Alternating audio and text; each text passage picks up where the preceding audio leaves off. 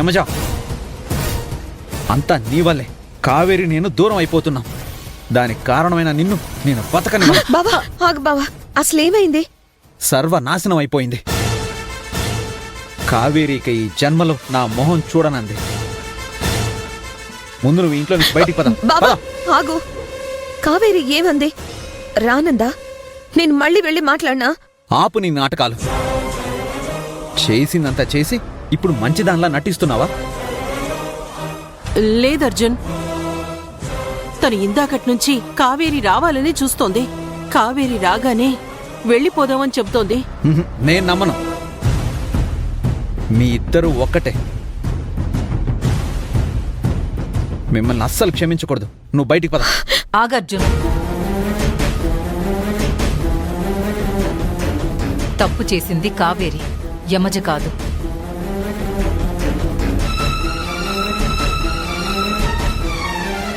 అక్కడి ఫ్రస్ట్రేషన్ ఇక్కడ చూపించడం కరెక్ట్ కాదు. వదిలే. అది కాదమ్మా.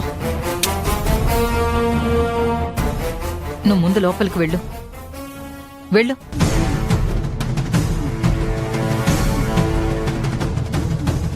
యమజ, అర్జున్ మాట పట్టించుకోవద్దు. తనేదో కోపంలో ఉన్నాడు.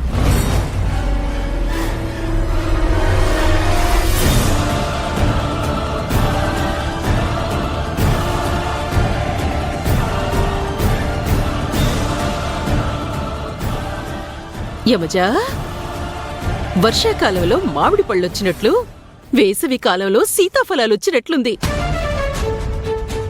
నిన్ను భువన సపోర్ట్ చేయడమేంటి? మొత్తం స్టోరీ అంతా రివర్స్ అయిపోయింది. అవుతుంది, ఎందుకంటే అక్కడ నా చెల్లి నా కోసం వీళ్లకు మంచి డోస్ ఇచ్చినట్టుంది. నాకొకటి అర్థమైంది. సీతాదేవిని ఎత్తుకెళ్ళడానికి రావణాసురుడు మునివేషం వేశాడు. కావేరిని గెలవటానికి నువ్వు మంచితనం వేషం వేశావన్నమాట.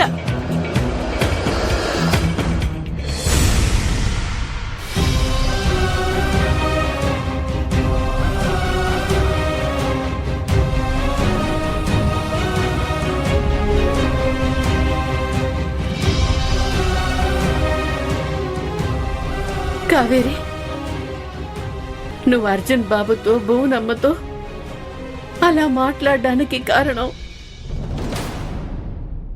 అక్క మీద ప్రేమ అని నాకు తెలుసు. కానీ వాళ్ళనంత బాధ పెట్టడం మంచిది కాదేమో బిడ్డ. అమ్మా,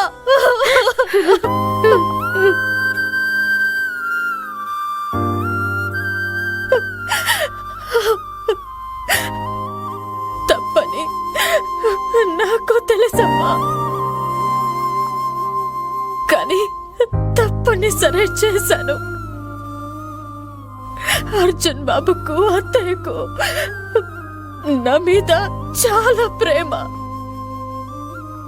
అర్జున్ బాబు ఎట్టి పరిస్థితుల్లోనూ నన్ను వదలరు, అక్కను చేసుకోరు. అలా కావాలంటే నేనైనా చచ్చిపోవాలి బిడ్డ, లేదా నా మీద వాళ్ళకున్న ప్రేమైనా చచ్చిపోవాలి. నా మీద వాళ్ళకున్న ప్రేమని చంపేద్దామని అలా చేశానమ్మా. వాళ్ళు చాలా బాధపడ్డారు బిడ్డ. వాళ్ళు అడిగిన ప్రశ్నలకు నా దగ్గర సమాధానం లేదు. నా దగ్గర కూడా సమాధానం లేదమ్మా. అందుకే కోపంగా మాట్లాడాను, మాటలతో వాళ్ళని బాధ పెట్టాను. ఒకప్పుడు అర్జున్ బాబు నన్ను పతిత అంటే నేనెంత బాధపడ్డానో, ఇప్పుడు అర్జున్ బాబు అంతే బాధపడుతున్నారు. ఆ బాధ నా మనసుకు తెలుస్తుంది. పోనీ చెప్పేద్దామా? వద్దమ్మా, ఏం జరిగినా అర్జున్ బాబు నా వైపే ఉంటారు.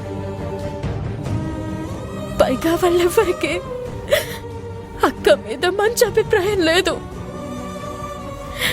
నేనుండగా ఎట్టి పరిస్థితుల్లోనూ అక్కకి న్యాయం చేయరు.